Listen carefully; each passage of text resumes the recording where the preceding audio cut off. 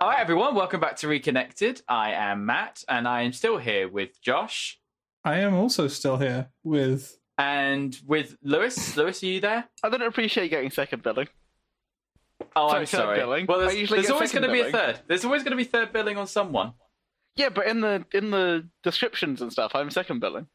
Well, that was because you wrote the descriptions. I would have put myself first if I had written the descriptions. I mean, that's true. You did write that is them, very though, didn't true. you? Okay, yeah, you're right. It's because Matt's the host, technically. Yeah. I am. Which sucks, just the least work. Damn. How are we all then? Terrible.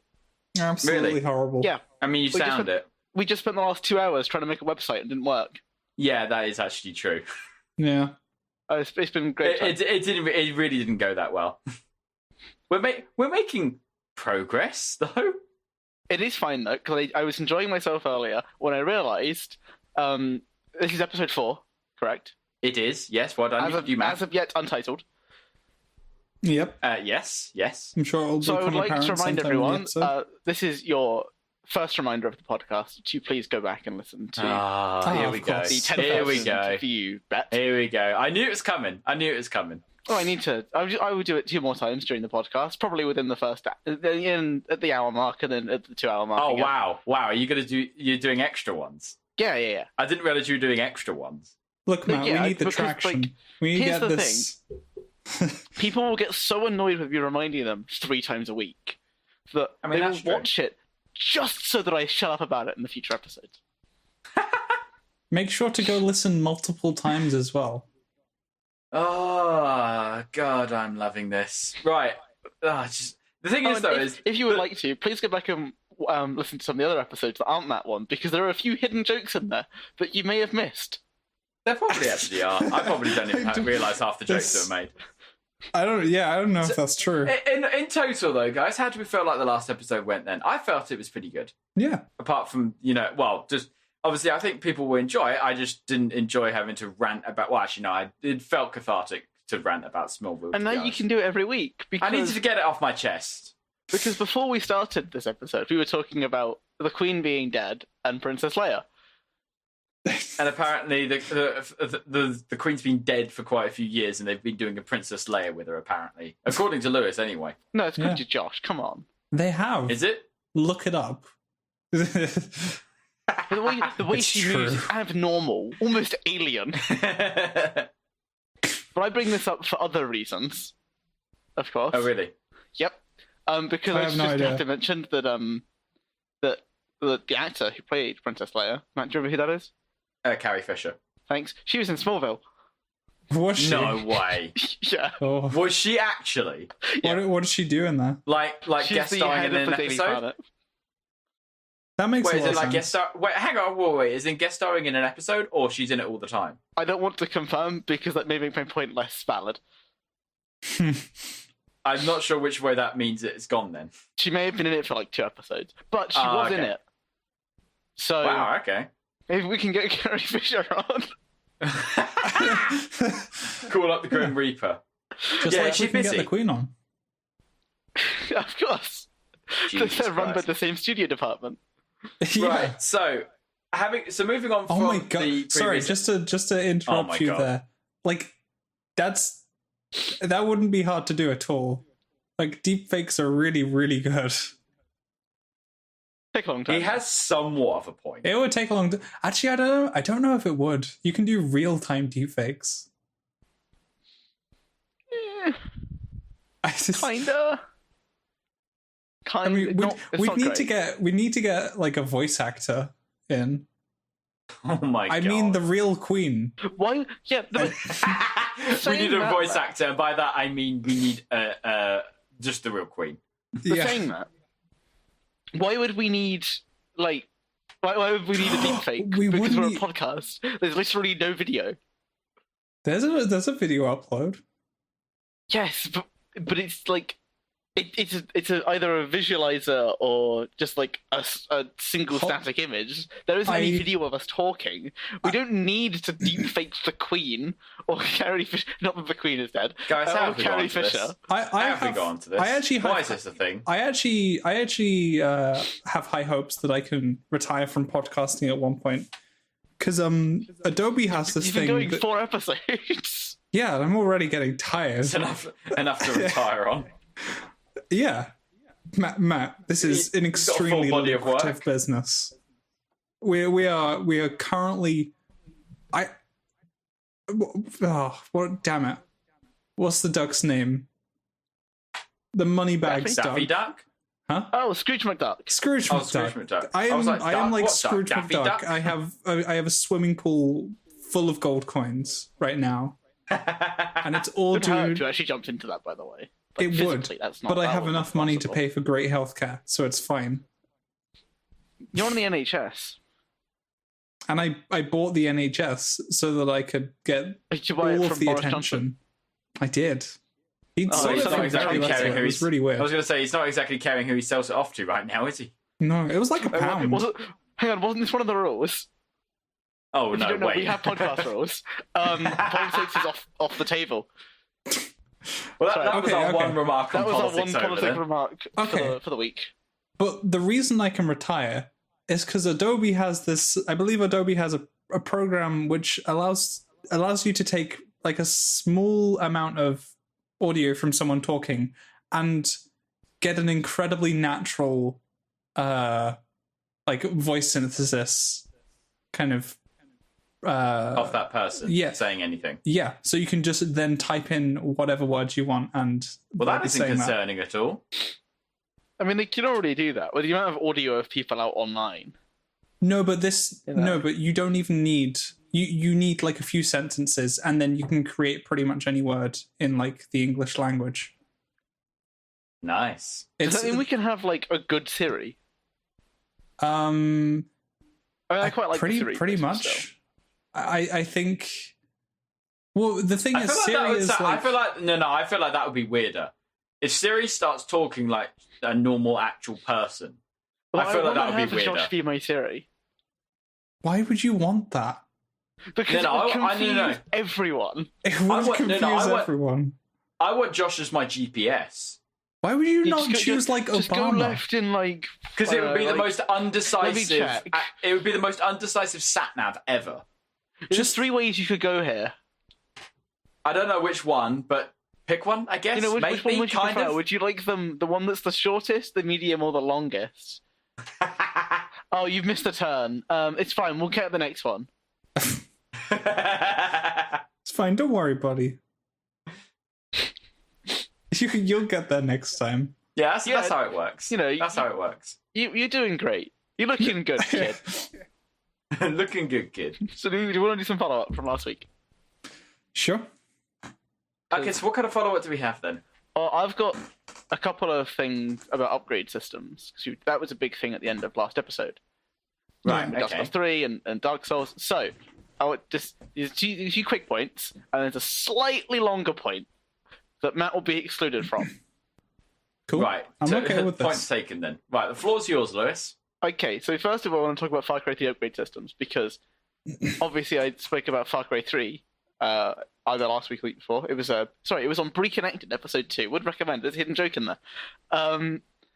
So the reason I like Far Cry 3's upgrade system is because we're talking about Just Cause's upgrade system and how it's kind of terrible because the upgrades basically do nothing and don't change gameplay in any meaningful way. Yeah. Right? Well, Far Cry is great because it provides you more options, and some of them are more powerful in niche situations, which is what I like. I like sort of refined builds, which is something that Just Cause doesn't really have. I mean, yeah, it doesn't, but it's like with Far Cry 3, it's not. I don't feel like the kind of main thing of the game is just to screw around in the world and have fun. I spend in that sort of way. Amount of time screwing about taking out bases. And after a while, it gets old because they're pretty similar. Yeah, similar I guess. To Just Cause. I guess they are actually kind of quite similar games in that way. Like you can go around the map, like liberating bases. Yeah, like you liberate some bases, Yeah. you find some relics, you can craft some things, which is more than you can do in Just Cause. Yeah. You know, it's like so. Because you were saying last week that you liked Celeste because it's got sort of gimmicks per level, but you have all of the things unlocked from the start. Pretty much, yeah. I know that it's not such a comparable game. Like, they are pretty different.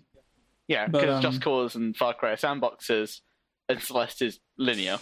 And we're talking about Dark Souls as well. Dark Souls is linear. Yeah, Even if it does have like a branching path. Yeah, it's still. I mean, Dark Souls, the original Dark Souls was pretty. Well, it's not a sandbox, but it was non-linear. You could go to a variety of bosses whenever you want. In Dark Souls 3, you can skip like a ton of bosses and go to different places. Like you can get to okay, so I think it's the High Wall of Lothric is like the first big place that you start out in. There's only one way you can go there, though. Well, no. So after that point, you you fight like in that area. You fight Vort of the Boreal Valley, like the guy who runs around on the floor. Yes. Yep. Yeah. And then what you would usually do is hold up the banner, get taken to the other place, and play through that next area. But I think what you can... As far as I'm aware, that's the only way to go. Well, no, you can fight the Dancer of the Boreal Valley. I'm not sure... You kill the woman, don't you? And then the Dancer will spawn. Yeah, and then right after that, you can go you can go to the Castle of Lothric. No. Yeah, because you can climb the ladder after that. I mean, I could be mistaken, but I think defeating the Dancer of the Boreal Valley is what unlocks that area. Obviously, you'll be stupidly underleveled, and you won't be able to kill anything. But you will level up really fast. Yeah, you still not that you'll kill anything either. No, I mean you still need to kill like certain bosses which you can't get to from that area. But to spawn the Soul of Cinder, you require you have to kill the 5 bosses. But there are quite a few. There are quite a few bosses that you can skip entirely. Like the Grand Corrupted Tree. Grand Corrupted Tree you can completely skip. There's oh god, what's the name? It's like you fight Gundyr, whatever his name is. Oh yeah, that area is completely optional. Yeah, it's just so you can get the hidden ending. Yeah, and there's a couple of bosses along that way that you can just completely skip. There's probably a couple more I'm forgetting, but I guess there's only really 5 mandatory bosses in the game. Yeah, I think there's more than double that, right? Oh, I'm not going to count them because that'll be a pretty boring section. Yeah, there's about 20 bosses, give or take. Yeah. But this leads me quite nicely onto another piece of follow-up that I wanted to get to. Yeah. Which is, a while back, I had an argument with someone about Dark Souls. And okay. The argument more or less boils down to challenging versus difficult. Okay. And I'm going to state my definitions like a true mathematician. Here are the assumptions I'm supposing. Challenging is sort of a mechanical or sort of, I want to say logical, but it's not quite right. But it's on your ability to do something or think something through. Okay. But it's not needlessly punishing. So I'm going to use Halo as an example because I've been playing a lot of Halo recently because it came out. Yep. Without Josh, for some reason. Yeah, apparently finishing up writing a dissertation and preparing for a presentation in like with like a week to go isn't Unreasonable. it's an unreasonable excuse to not be playing Halo. So, How dare you? let's use Halo as an example. Yeah. So Halo 1 Legendary is a challenging experience. Yeah. Because it requires you to aim your shots correctly, pick the correct guns for the correct times, etc. Yeah. But Legendary All Skulls On is difficult. But it's not challenging. Don't get me wrong, it's way harder than normal Halo playing on Legendary, right? Well, because it's difficult for the sake of being difficult. Yeah, it's just like, okay, enemies literally won't be instantly killed unless you melee them in the back. You know, you can't take down their shields with a fully charged plasma pistol. It doesn't work. You know. Yeah. And that's difficult. I think. I mean, well, first you've got to consider like with a game like Halo where it has set difficulties, you've got to consider what the developers built the game around. Like which difficulty is the true difficulty. I know it's not easy. It's like the game is far too easy on easy. Usually, it's not going to be easy. Normal, I haven't played. We beat it on heroic, and that wasn't hard at all, really. Yeah, but Legendary, it starts getting hard.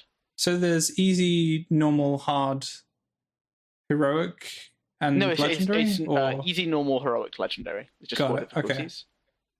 Okay. And the AI do more damage and hit more shots as difficulties increase. Okay. And they have more health.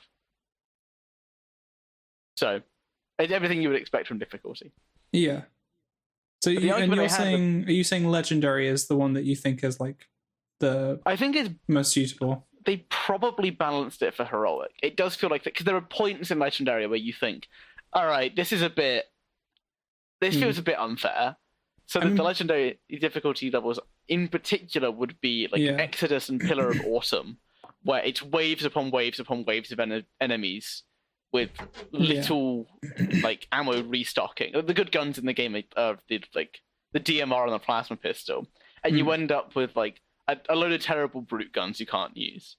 It was also on heroic that's fine because you can push through it relatively easily. The game was built around controller originally as well, so it was. Hence why a lot of the guns home. Or have very generous hitboxes. Oh yeah. Okay. But so that's just one sort of that's my definition phase. Yeah. That's my introduction to this. This is part one of your 17-part lecture. 8-part series on why Dark Souls is challenging and not difficult. We may be here a while. Everyone might want to like grab their snacks and grab their drinks. Strap yourself in. You're going to be here a while. So obviously I'm not going to do that. But the argument I had with this person was they said Dark Souls is needlessly hard. So I'm going to use Dark Souls 3 as an example. Okay. Because that's the one I've played the most. And I know Josh has played it a lot. I have. Probably Josh, too much. Is Dark Souls 3 needlessly hard? No, I don't think so. Okay. All right, argument over. Two people have said it. It now must be true. I'm bad at games. I'm not... I don't think I'm terrible at games. I'm not always terrible. Sometimes terrible. But... like I'm not good at games, and I had a fine time with Dark Souls 3. Like obviously there were points where I was like dying a huge amount, but I think that's you are one of the sacrilegious people. You called in aid. That's fine. Okay, but yeah. That's fine. We'll get into my elitism later. I don't really care about like having to have help with that. No, we're gonna get into this elitist, ideology later. I mean, obviously, there's some merit to like being able to do it without. But we're doing it later. Josh, we need to doing tackle it now. this challenging versus difficult debate. Yeah. Okay. I mean, you can tackle it. I ain't got nothing to say on this. I mean, Matt, you've played some games. How much did you play? I've played some games, yeah. So I want to tackle the word needless. This might seem picky, But I think that is what difficult means. It's needless challenge or needless difficulty, where challenging is the difficulty enhances the game as opposed to detracts from it. The difficulty is engaging. So at what point does it stop being fun and stop feeling satisfying to like progress? I think it depends. So we were playing. Or is this the kind of point that you're making? Kinda, but I think it's a little bit nuanced. Okay. Because Pep, Ben, Joanna, and I, we did a Lasso run. We haven't beaten it. Yeah. We did the first level. Chill, guys. We're not that good. We beat the first level. It took us like an hour and 40 minutes because we suck. Oh my god! And I want you to know on easy, okay. me and Pep Ben ran through to beat part-time. We did it in 7. Right? You can say that you can say that you suck, but that's not. I don't think that's you sucking. That's just it being Lasso, and that being like it's really insanely hard. So we did it. We did the first level, and the feeling of relief amongst the troops was high. It felt great to beat that level. Yeah. And we're probably going to go around and we're going to beat the second and third and fourth. We'll eventually beat the game in like a year and a half on Lasso. And then we'll start playing Halo Combat. Eventually you'll beat it. Yeah, I mean, the game's been out for 3 days, so... Blood, sweat and tears will be shed. Exactly. Men may be lost. It's a commitment to a cause greater than ourselves. Is it? So, yeah. This is the issue I have when determining if something is needlessly difficult, because Lasso feels terrible to play. Yeah. But it feels great to complete. I mean... okay. And is that needless now? Because it's now a very big dopamine hit when you finish a level. I think you've got to reach a balance, though. Because if it... I mean, granted, it feels great when you actually finish the level, but like you were trying this level for an hour and 40 minutes, you said. Well, yeah. Well, to be fair, we actually did 2 levels because the first level of Halo reaches a cutscene. Okay. So yeah, we did one. That's a point. Like, how many times did you end up restarting the level? We never restarted the level. So, it just took an hour and 40 minutes. There are 9 levels. It took an hour and 40 minutes from when we started the level to when we finished the level. So you didn't actually... Damn. Did you never die at any point? Well, if you're in co-op, it resets you to checkpoint, not the level. Oh, okay. I guess that's what I mean. Let me tell you, if we had to restart the level every time, we wouldn't be finished. Yeah. We died so much on some sections. What defines so much? Like how many tens of deaths? So I would say I counted sword base because we have a score. Right? Okay. We have the competitive score on. So not competitive, we have a global score on, so it adds up all of the times we died and subtracts it from our total score. We had negative 43,000 points at one point, which means we died 100 times collectively. So that's like 4 deaths each time. What do you mean? So there were 4 of you playing. So there were 3 of us playing. Oh, three. Okay. And each one of those reset us back to the checkpoint, and it was sword based, so it was literally the start of the level. Did it count as 3 deaths each time though? No, it counted as however many people died before the level reset us back. Oh wait, so there is 100 let's say I setbacks. died in the first 5 seconds. Yeah. Right? And there's 5 seconds until it will now reset us. If Pepper and Joanna died in those 5 seconds, it would count as a death and it would subtract from the score. Oh, okay. Right? So that's how it worked. But we didn't even get to the first checkpoint before dying 100 times. Yeah. Yeah. We were trying to skip through most of the level. Because that's the way you beat Lasso, is you ignore every enemy you can. Yeah, you're just trying. It's not a question of how good are you at the game, it's how well do you know the game. What enemies How many shortcuts do you know? What enemies can you avoid? So this is like speedrun tactics. Most of them. Yeah, we have to basically use speedrun tactics. We might as well learn how to glitch speedrun so we can beat the game. Fair enough. Because otherwise, if you try to shoot your way through all the enemies on Lasso, you will basically just You'll be run out there of for ammo before time you kill the immemorial. first zealot. Jesus Christ. The So zealots have about 4 times their normal health. I was going to say, yeah, because how many numbers of enemies are there in comparison to what there are usually? It's the same, they've just been upgraded. So normal elites are now zealots, and zealots are now generals, and generals are now... And they have double health. And our guns are less effective. Because I was going to say, is it a case of there are more of them, or Nope. so there's no boosting of numbers? Because usually that's one way they do it, is like there's more enemies. That wouldn't be too challenging in Halo, because more enemies actually, in some ways, makes the game easier, because headshots and grunts isn't a problem. I mean, like, my secret talent in life is playing SWAT in Halo. I'm very good at SWAT. You know, it was me and Pet Ben versus 4 people because 2 of our people left. I was able to get 30 kills and almost win the game. God damn it! Right? So it's like I'm good at hitting headshots with the DMR. It's like the only thing I'm good at in life. DMR, interesting. So not a true sniper rifle. Well, it fires faster, and it still instantly kills. So I can hit grunt headshots, and at that point I have an infinite supply of plasma pistols to take down elites. And I instantly kill them too if I break their shields. So more enemies wouldn't be as much of a challenge as just making it so that grunts now require 2 headshots to kill. Yeah. Which sucks, by the way. Does it really? The way I play is very risky. It's standing out in the open, headshotting grunts before they shoot.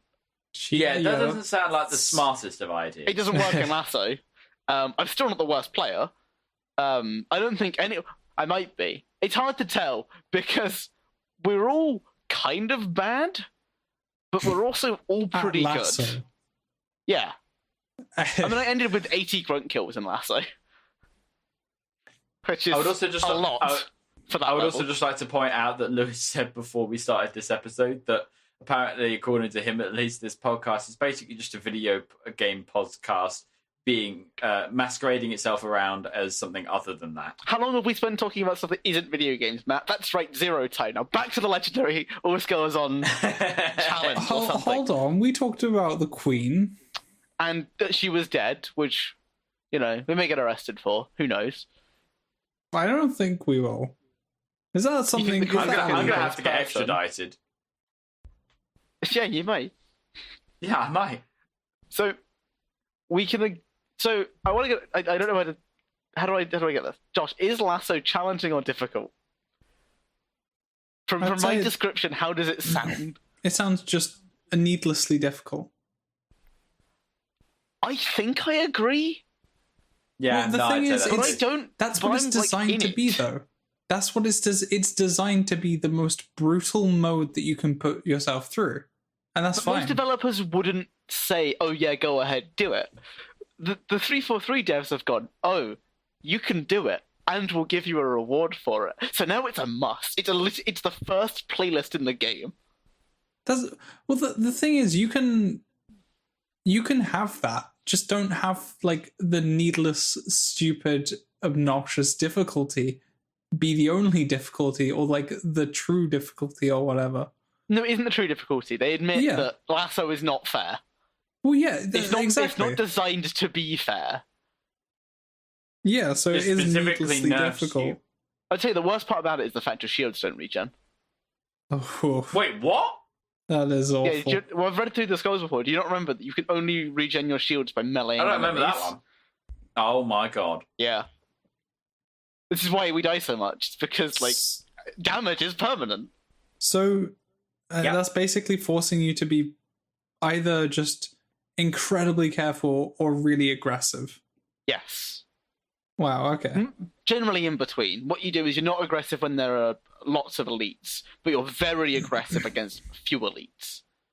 Okay. So there's, at the end of the first mission in it's called Winter Contingency, there is a section where you have to kill an energy sword elite and 2 elites with concussion rifles, which basically means don't get hit until all of them are dead. Oh. Because every single attack from these enemies will instantly kill you. Okay, that's insane. It took... This was a lot of the time was spent. It was like, this section took maybe 40 minutes. Because to kill 3 enemies. there were some grunts too, which is why my grunt kill count is so high, because they were one-shotable. I'm very good at doing it, shockingly. I got good over, playing the campaign twice. It's the problem with it is all 3 of us had to kill the elites first time we tried. Yeah. And we didn't, most of the time, until the last attempt, where Deadweight Pet Ben missed his attack, so I had to do it for him. Joanna, though, not a deadweight. Want to get on record? There'll be a deadweight in the next mission, don't you worry. And then I'll be one after.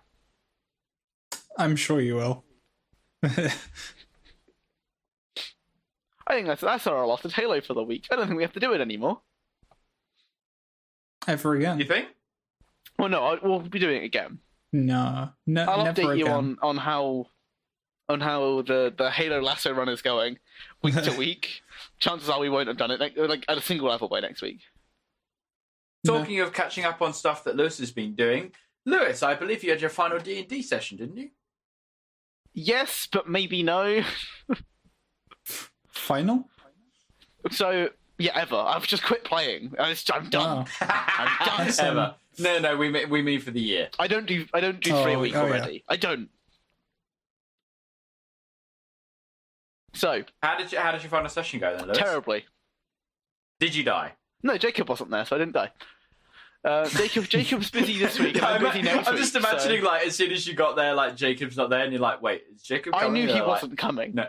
so I was that prepared. That It must wasn't have too been just bad. lovely. So we there was like one fight, and we had a meal with apparently he's a villain, but not our villain, so we're not too concerned. Not your What? So villain. The DM was like, don't worry, guys, that's not your villain. You don't need to worry about him. Was so the next the James way Bond that villain? Waterdeep is, there's about 4 villains, and the DM can pick the one they want to do. Oh, okay. So he's not our villain, Got it. but he has stolen from us before in the Halloween event that we did.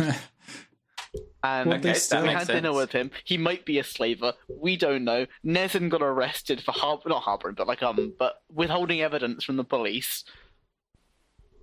Okay. Yeah. Nice. Wardlear and Jonathan dobbed us in Wait, for what? for withholding evidence from the police. Oh, wait, this was all of you? Or a few of you? Well, me and Nezin were like, yeah, we're not going to tell the police about this. We want the glory. Well, And they were like, no. We'll tell the police and get their assistance. And cowards, I call them. Cowards. I mean, were the police helpful? This sounds like a very Lewis kind of episode, to be honest. Does it? It sounds Kind like of does. this sounds like a thing that a situation that you would get into. I think, anyway. Excuse you. It's your defiance. I've been a very polite, friendly firbolg who may potentially have threatened to break someone's legs. Not kill them. I would never kill them. That's against my character's morals. But leg breaking. Oh, sure, that's pretty fine. close. That's fine. Well, yeah, because Listen, okay, I'm not a really violent bloke. I may break your legs, but I mean, I'm not going to kill you. Well, yeah, because death hasn't been defeated yet. So Are you a loan shark? no, why would I be a loan shark? I'm Oh, poor. you're talking I don't about- have any money. Talking about break. Well, yeah, it's because you lent it out to people. Nathan's on my side, by the way. Breaking people's legs is apparently a pastime of the 2 of us. A pastime. Oh yeah, and we're gonna try and Just ruin on a person's CV, what are your livelihood. hobbies? Why? Because he's our competition, and corporate espionage is the exact kind of thing a turtle, a furball, and a Jesus half-orc Christ. should be engaging in. We are the most This is- conspicuous group of people you'll ever see. What do you get up to in your D&D session? I'm gonna break down the plan for corporate espionage. Please do. So, in the city of Waterdeep, it's a lawful city run by guilds. You can't just, build a house. You must talk to carpenters' guilds and builders' guilds, then make sure you have their permission, and they will do it for you probably and charge you. They have a monopoly on everything. Okay. But this heathen, Enric or something. I'm going to call him Eric for the rest of the story because that's how we insulted him. We called him Eric. Okay, it's not Eric. his name. Eric it is then. Eric was doing his own leather work. Can you believe it? How dare he? How dare he? Well, he's trying to run us out of business. He's starting his own tavern. Can't be having that. Competition. It won't end well for him. So we're dobbing him into the leatherworking guild. We're going to make sure every guild this side of Waterdeep stops working with him. Christ. His taps will run dry, and they will all be flowing into our tavern, which has yet to be named. But I'm thinking the Screaming Orphan. The what? The Screaming Orphan. I like the name. Yeah, It used to be an orphanage where a hag ate people. Oh, I was just assuming that it was owned by Batman. That's a good name. It's a great name, right? Yeah. Well, next week, so I don't know if I'm going to get a chance. It's a reassuring establishment name that I imagine will be a favorite place where all the family can go There's to. clientele looking for these kind of establishments. These shady mafia kind of things. I was going to say, when you say you got clientele looking, I'm not exactly sure the kind of people you'd want looking. I should point out, in our basement, it's been uncovered because someone broke down some walls to, shore up the foundation. There is an access grate to the sewer, which is 2 heavy, locked iron doors. Yeah, that sounds normal. What's in the sewer? We haven't looked, but we were about to throw a policeman down there. What? Why? What did the policeman do? Well, he was looking into this. More to the point, that's going to be a real good idea, isn't it? Who's the best test subject? I know, law enforcement. Well, here was Tim's thinking. Tim, the intelligent genius that he is. Remember, Tim is not intelligent. Harry, is Tim Dave? No, Tim is my character. Tom is Dan. Tom is Dan. Sorry, Dan. I knew it began with D. Yeah. Yeah, his name is Tom though, so don't worry about it. No, his name's Dan. Yeah, his name's Tom. So. Oh my god. So, Tim was thinking, you know what? They're getting pretty close to this jewelry, and we have this unknown sewers access, and maybe a person could have run down into these sewers. I'll show this law enforcement. And then things went awry and they dumped us in. And, it doesn't really matter how it ended, but it may have ended with Nezin being arrested, charged 50 gold, how do your forced to work. Always manage to end one in day, the most convolutedly weird one day hard labor possible? 1 day hard labor. It was lowered from 250 gold and 10 days hard labor because it was his first crime and we had a connection. Okay. You know, how there's the comedic scene in films where it's one of the characters goes away for a week, and it's like, oh, it's only a week. What's the worst that could happen? Jacob comes back next session. Yeah, so there's a pub that kind of started up against us that created competition, so we dubbed in their guy into the Leather Guild. Turns out we have 2 iron doors in our basement leading to the sewer. God knows what's on the other side of it. Oh, and the floor's missing. I should remind you, the floor is also missing. Oh, what? Fantastic! Even better. There's work being done on our tavern, and they had to rip out the floors. So there's just no floor? On? Nothing. We're not standing on the floor. We're just walking, around it, I guess. What's under the floor? What do you mean walking around the basement? It? The basement with the sewers. Oh. That's how we found them. Well, that makes sense. Yeah, and now we've hired some children to work in our tavern. Oh my god! I say they're children. They're actually halflings, but I don't know that. You can. Wow. Yeah, but that's great branding for the Screaming Orphan. I Just know. have them scream. I mean, it works. It's terrible and it's incredibly unethical, but I mean, it works. I mean, if they're actually halflings, then you just they're actually halflings. They came from the characters. Undermountain. Their CV is a lie. Every single location on their CV is not a real place. What?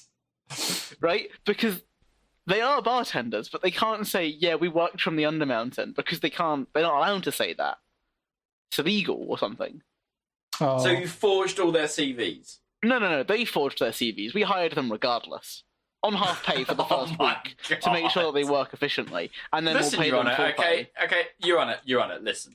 Okay, just because of the fact that they forged their CVs doesn't mean that we're liable. Okay, we didn't forge them. They are legal citizens. They're just not, they can't say anywhere they worked. Talking of saying Your Honor, though, and of the legal system, because I think that covers the D&D session. Yeah, we had dinner with a pirate or like a carnival or he was a rich guy who's also a villain, and we were searching for some automatons. That's about it. Okay, awesome. Well, talking of having to say Your Honor and the legal system, I think Josh was in the midst of trying to tell us some news just before we started this podcast about something that he's being summoned to do. Josh? I mean, there's not much I can really say. Yeah, you're a Pokemon trainer now. Sorry? He's You're a Pokemon trainer now. Yeah, I want to be the very best. He's was. Part 2. I don't know the words. To catch them is my real intent. To train them is my cause. Keep going. Gotta catch them all. It's you and me. We need the full lyric. No, it's jury summons. Pretty much the isn't there a bit as well where it's like you teach me and I'll teach you? Yeah. Yeah. And then it's really bad. It's really like it's cringy. Good. Matt has a low cringe threshold, much like Joanna. Does he? I take great offense to that. I'm just hoping they listen and get insulted when I say that. Wait, I don't think they do. They have a really low cringe threshold. Do they? They'll say everything is kind cringy. of stuff. This is a pet peeve of mine. We found one. Another one. So anyway, Josh, what can you tell us then? No, we're not staying on this. I'm not hearing you rant about cringing people. We can do that afterwards. This will be a short one because I mean, I'm gonna get you out of jury duty. What can you really say about being summoned for the jury? That you're not gonna do it. I have to. It's literally the law. Yeah, but when they ask at the beginning, do you know? You have to go through a process. Well, you have to go through a process to begin with called the voir dire, I think it's called, where basically you get called up for jury summons, but then you have to go through a whole process where they actually decide who's actually going to be on the 12-man jury. Oh, yeah. And if you just say, I know about jury nullification, right, you're not going to get picked. Yeah, there's a whole load of reasons why you could not be picked for jury service, and also both the defense and prosecution both get a certain amount of picks they can do to basically say, this person, we don't want them, or them. Yeah. I hope I get called for jury duty during my exams. That would be hilarious. Wouldn't it just? Apparently, so the defendants, or the defense. How much of this can you legally say? Yeah, we're not your lawyers, Josh. I think. This was just I mean, okay, I can check afterwards, and we can cut it out. I'm gonna offer you some advice. I wouldn't say it. Okay, well, it's literally a public YouTube video, explaining how jury summons works. So I think I'm good on that front. I thought you were gonna say something about the Yeah, that's about what I the was case? thinking you were gonna say. Yes. I know nothing about the case. Yes. Okay, we're fine. When you said the defendants, I was like, is he going to start explaining the case to us? No, I haven't. The podcast? No, you get the date, and I'm not giving. Oh, okay. And of course, I'm not going to give that out because I think you can probably find information about that. That's what Lewis and I were getting on that about, though, Josh, because we thought you were literally about to air out the case. No, well, this is why I was saying I can't really say much because this is legal stuff. I don't want to get in trouble with. I 100% with the law. Man. I 100% want the lawyer. I 100% want whoever gives first opening statement. I 100% want that to be the first thing they say. Okay, everyone, just so you know, this is legal stuff now. The video was terrible. So I'm not surprised. It was probably made in 2005 on the budget of £50. It was made in 2016. Does it look like it was made in 2016? It looks like on a budget of 50 quid. It was unnaturally multicultural. Oh no! Like, I mean, no. that's fair enough. That's fine. It's like every possible like type of person was there. Like you have multiple different non-native nationalities, Ethnic minorities. yeah, that's the word. You have people of ethnic minority, many ethnic minorities like in the video. You have the obligatory guy with earrings and tattoos. Mr. Youth guy. You have a Karen. You have a Gary. Oh, a Larry. No. Bob? You say this as a joke, but there was a guy who was totally a Gary. I'm telling you, there is no one in this world that is called Gary or Larry that is not from Britain. And it's probably like 55 years old. There's definitely... Larry David.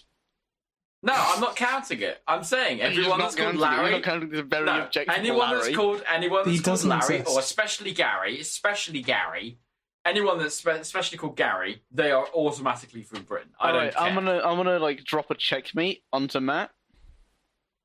Oh, I don't care. Gary You can find someone that's maybe Gary the American Snail? called Gary, but they're not actually American at heart. They're British. What's Gary the Snail? SpongeBob. I can't hear what you're saying. It's SpongeBob. Oh my! Oh my god! Why does my brain not work?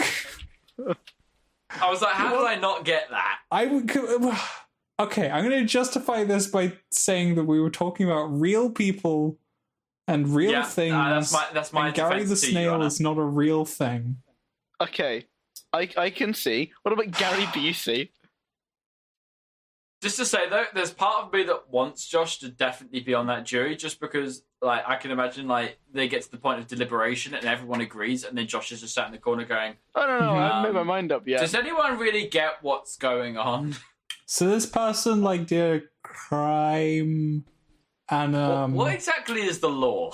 So, well, yeah, I feel like I'd just like. Oh, I don't know. When you say this is illegal, does that mean it's a bit of a boo-boo, a bad thing, yeah? Is it like... You don't know what the crime is yet, right? No, I have no idea. Like, okay. So, like, you shouldn't tell us anyway.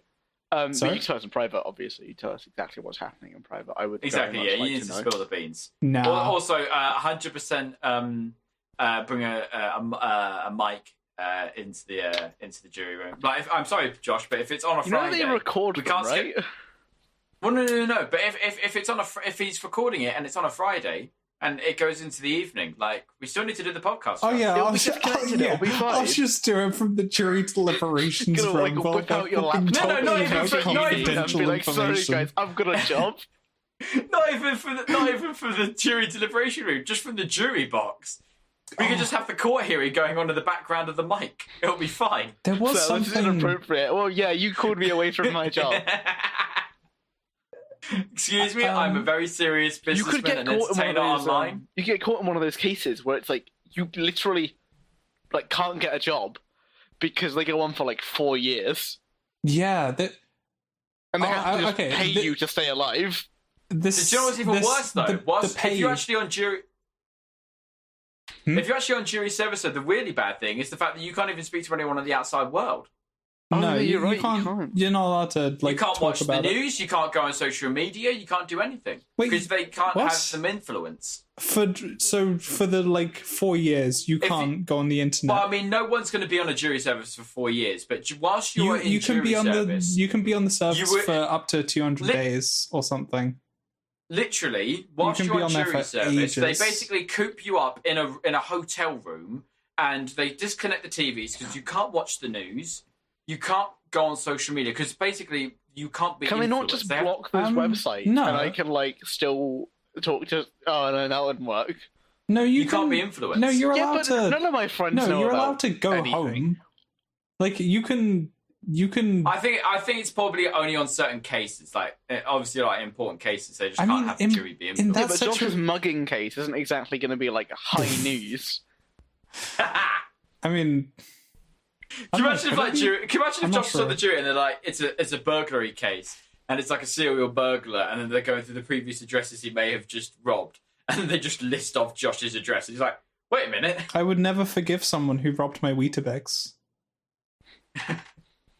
It's like, what did they potentially steal from the address? Well, we're thinking of the Weetabix, Your Honour. Josh just jumps over the jury box and just starts dismantling the criminal. You said he was a serial murderer. A serial murderer? A serial burglar. Serial burglar. Yeah. He burgles cereal. How dare he? He touches my porridge and he's a dead man. So your cereal is irreplaceable to you, right? My cereal? Yeah. It is the one shining light in this dim life that I have. So have you got anything else that's irreplaceable? Crash Bandicoot? No, that's replaceable. Just Not definitely replaceable. I was going to say hard drives, but on the opposite spectrum, they're definitely replaceable. Yeah, the data isn't. I mean, you don't make anything that's worth keeping anyway, including this podcast. Hey. I mean, yeah, the podcast is I'd be fine with losing that. Half of the files I have on my computer, I could be like, yeah, these could go any minute now. But the other half, I'm like, if this went, I would cry. I would definitely cry if I lost the work that I have. I'll tell you what, segues today, boys. That could go whenever. Talking of losing data files, tell you what, segues today have been on point. Okay, I'm sorry, but I have one more thing to say about the jury stuff. Uh-oh. This is something that actually annoyed me quite a bit. Is so you get pay reimbursement when you're there because it's taking you out of work. Because you don't pay. Well, no, I won't. I'll get food allowance and stuff. Food allowance. Yeah, okay, I get £5 a day. It's that's not bad. Pretty solid. That's what you're living off. Yeah, you get to go home. That's just a Subway every day. And they pay for train much. ticket as well. They pay for your train ticket as well. You have a train pass, ticket. Wait, hang on. When they say jury summons, I thought it would be your local jury summons. Where are you having to go to? Redacted. That's a good point. Yeah. Well, I mean, when you say train, it's in, I assume London. Redacted. Oh wow! Even that's redacted. I'm not gonna. As soon as they said train, I was like, maybe not. To be fair, there's 8 million people in London. Yes. How many courthouses are there? Probably quite a lot. They're not 8 million, are there? It's checkable. It's countable. Oh my god. Also, it might not be London. It could be Leicester or another place that's relatively new. I hope I don't get called for jury service. You know what? So was I. I'm still astounded that within the first 3 years of being able to be called, I did. And I know. What's the point? They trust you. You're a responsible human being and an adult. It's annoying. Do you want to do it? Know. Sorry. Do you want to do it?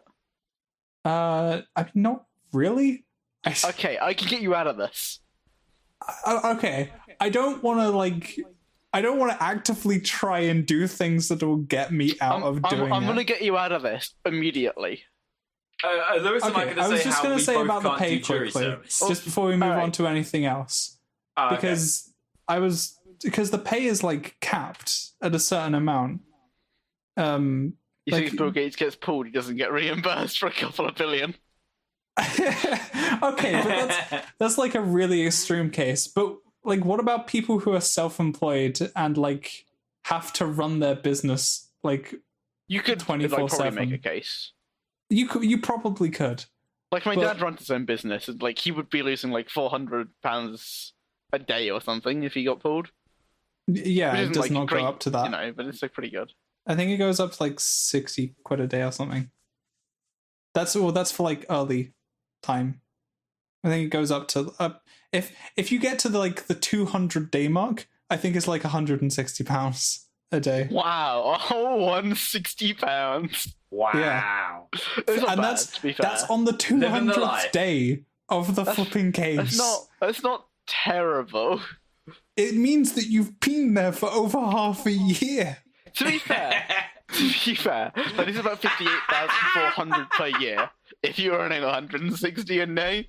No, that's the thing though. It's only once you get to that point that it ramps up to that. Of course, yeah. Yeah, it's like £60 prior to that. Which okay. I was thinking yes, that's about minimum wage. I've been watching streams recently, like things on Twitch.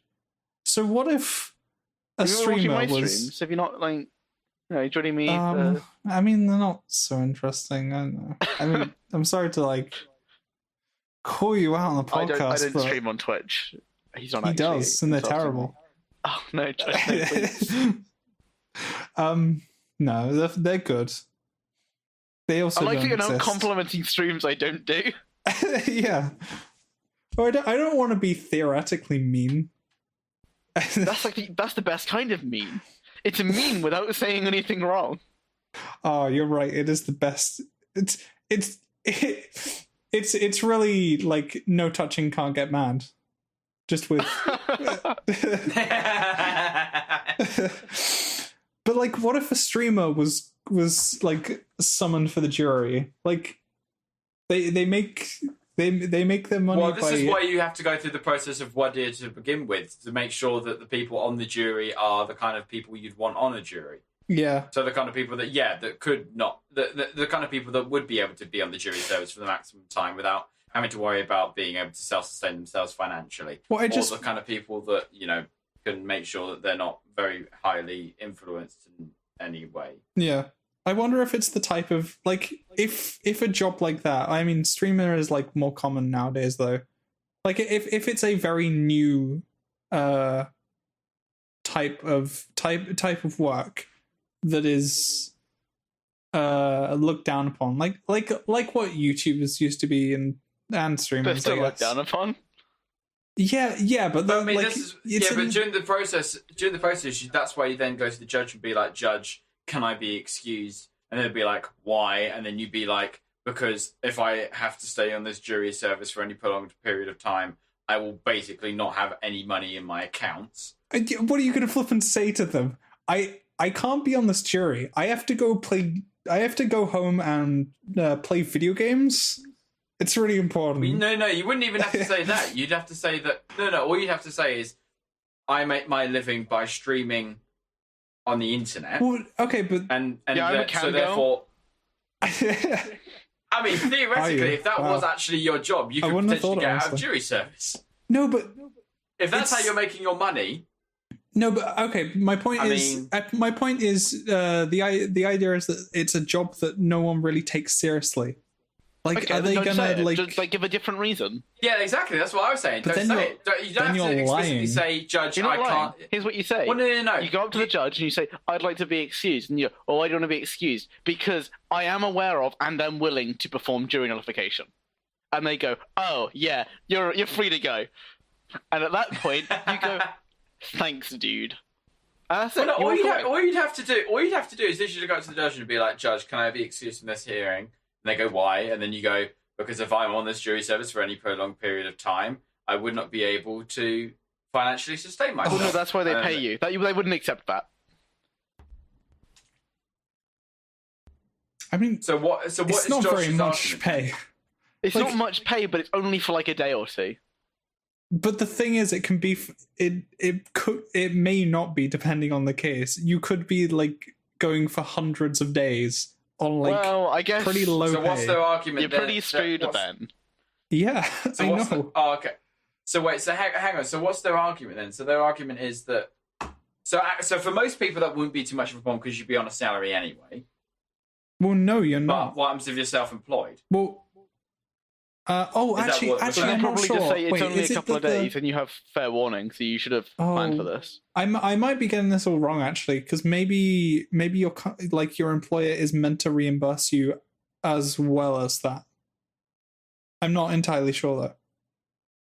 So what? Just to what happens clarify, if you're self-employed though? Is that in the what we're spirit saying? of this podcast, we're talking about something we don't know the full details of, and are guessing most of them, And getting probably most of them. and wrong. then telling people about it. That sounds perfect. We're also I mean, kind this of is breaking the basically rule what we about end up doing politics. most of the time anyway. This is close enough related to politics, isn't it? Not really. Like the reasons The law laws and politics are exist different. and the fact that they exist are separated. Like I can talk about the consequences Okay. of a law that I disagree with because they're still the consequences of the law, regardless of the fact if it's moral or not. Okay, fair enough. That's right. I have a philosophy degree. I don't think you do. Yeah, I've seen The you'd Good be able to Place sit at through. least once. Like you That would basically be able to qualifies sit, you. like you'd be able to sit through 3 years of doing philosophy. Talking of philosophy, though. No, we're not doing it. Oh, fuck. I'm shutting you down. Oh. I thought it was interesting, but fine. doesn't- you don't want to that talk doesn't about get- it. No, it's not. It's dumb. Okay, fine.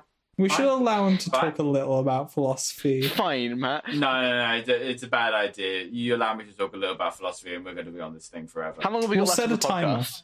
We'll set a how long timer. have we You got? get we're about 5 an hour minutes. into this. Honestly, this seems great. We've got an hour to do this. Matt, You really want to go there? We won't be doing it for an hour. There's no way. I mean, that's true. Just like the God Okay, conversation that never got aired. Hey. And people have no idea what we're talking about there. You don't want to know. Yeah, you don't. How No, long they was it? wanna Hour and a know half more. extra? Yeah, no, it was an extra hour on top Oh of my- the 2 hours we I already thought did. it was an hour and a half. Nah, it was really long though. It was obnoxiously long. I didn't even listen through it. I don't listen anyway, through the normal right. ones. So all I was going to say on the topic of philosophy is, you know how YouTube is always like bringing up random stuff for you to watch out of the middle of nowhere, and you're like, why the hell is this on my feed? But then you end up watching it anyway. Yeah, that's how you got So- onto this video, audience. Exactly. Yeah. Yeah, because you sure as hell weren't searching for it. What would they So search for? I was on YouTube. Well, Reconnected, Three whatever idiots the talking. title well, of I was the going to say, yeah. episode is. 3 idiots I was talking going to for say, a yeah, you couple of search hours. Reconnected. Yeah. Anyway, so I was on YouTube the other day, and it recommended to me a video that was a lecture, first episode of a lecture series from like 2009 by Harvard University on philosophy and on it was basically talking about morals and ethics, and it reminded me of stuff I'd done at college on philosophy. And basically, cut long story short, it referenced a problem that I imagine Lewis has definitely heard, and Josh you probably heard, which is the very famous trolley cart problem, which I assume you've both know. Nah. Is this the one that's often to do with the train instead? No, it's a basically trolley. It's called the trolley problem because it was posed about a trolley. So basically, the scenario is you are the driver of a trolley cart. What On is a train trolley track. cart? Right. Aren't they just called trolleys? Well, they're called trolleys, but a trolley cart, whatever, yeah. It makes so much more it's- sense to just say train. Or tram. or train. Like, train, You know. A train, self-driving yeah, okay. car is driving towards 5 people, and Well, it has the okay, option of swerving and hitting another person. What should the self-driving car that is programmed entirely on this programming and cannot conceptualize like humans? Who should it hit? That's basically it, yeah. It was originally theorized as you are the driver of a trolley car Yeah, and but there that's are dumb, no right? brakes, Because I want to and know then- what robots are hitting me. I don't care about if I'm going to avoid hitting someone else.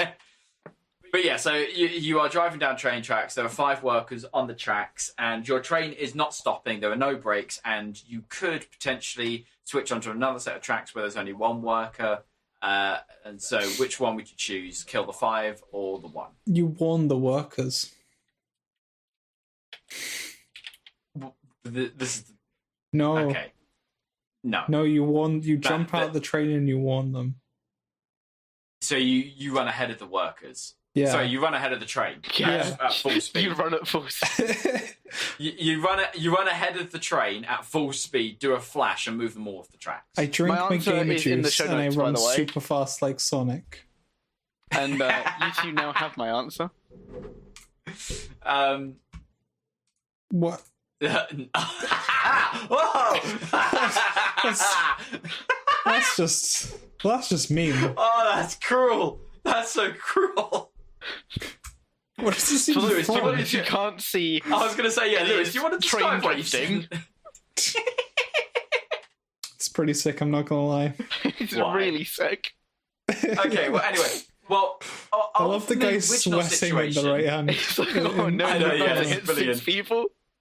Oh, So oh no. on from the original situation, so obviously most people would choose to kill the one person rather than the 5. Or the Society that 6. they would rather.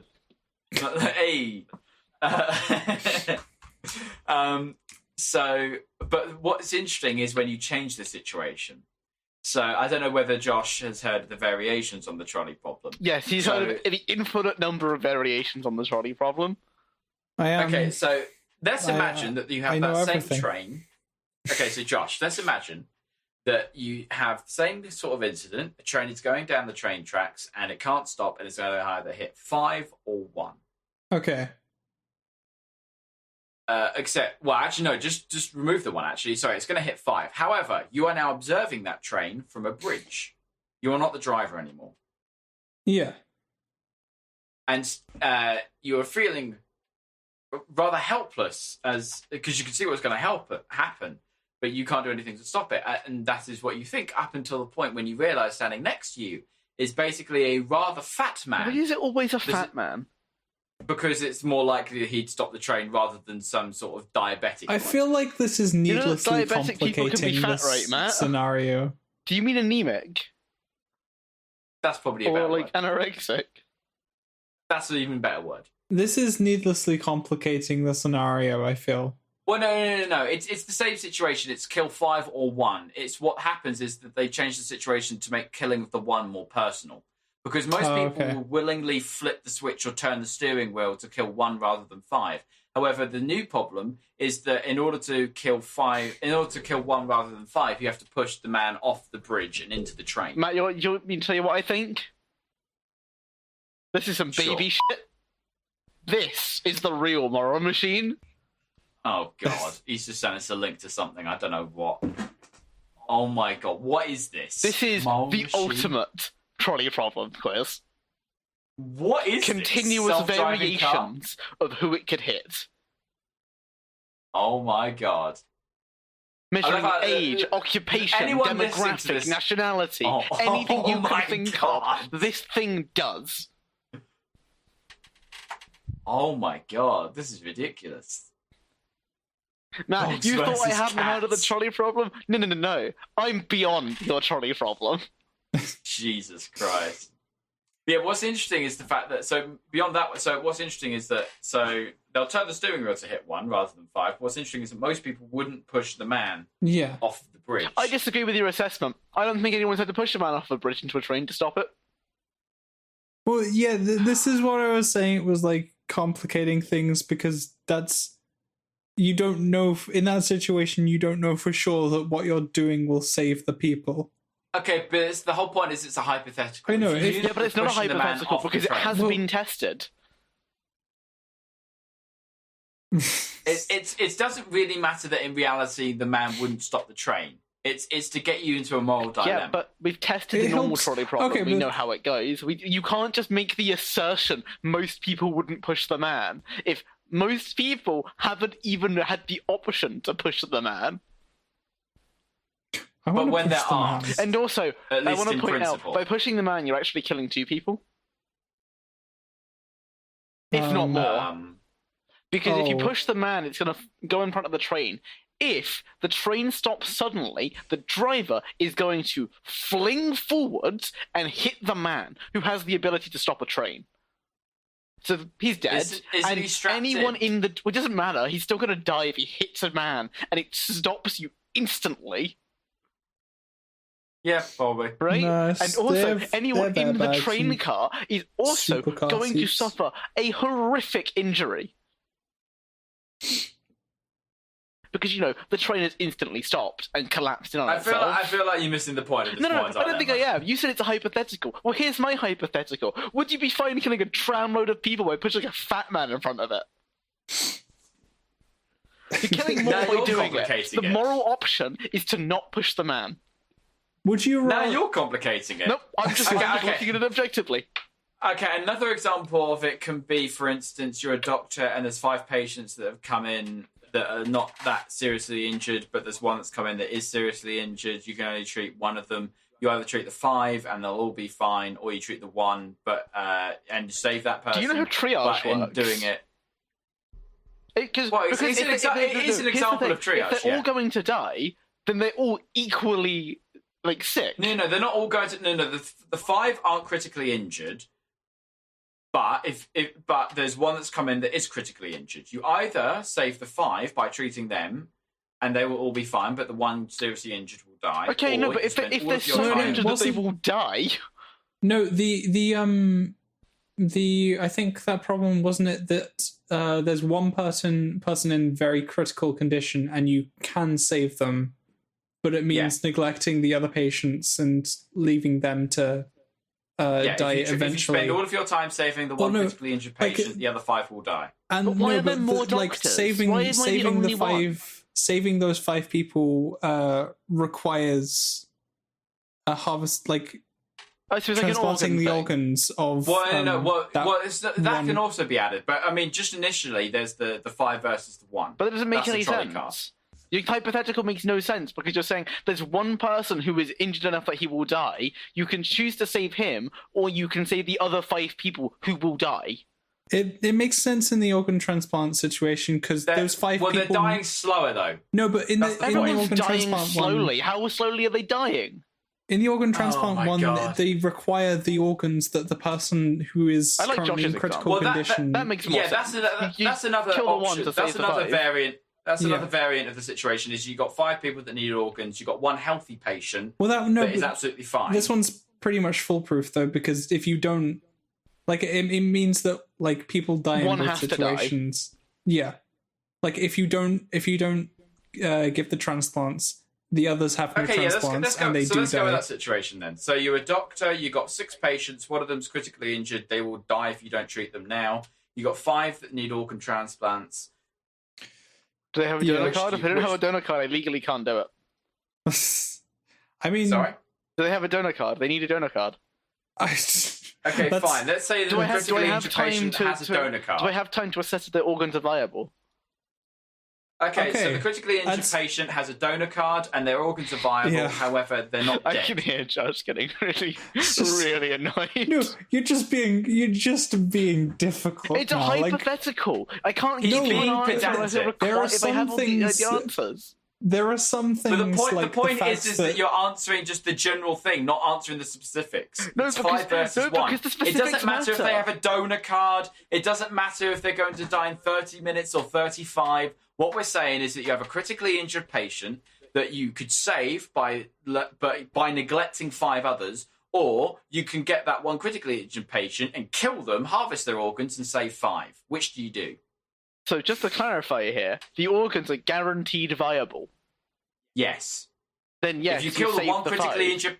The problem if you kill the 1 critically injured patient and harvest their organs, you will save the 5. Yes. But what I'm getting at here is when you say that the details don't matter in hypothetical situations, that's all that matters because you can tell that they matter because you changed the thing slightly and it dramatically changes the outcome.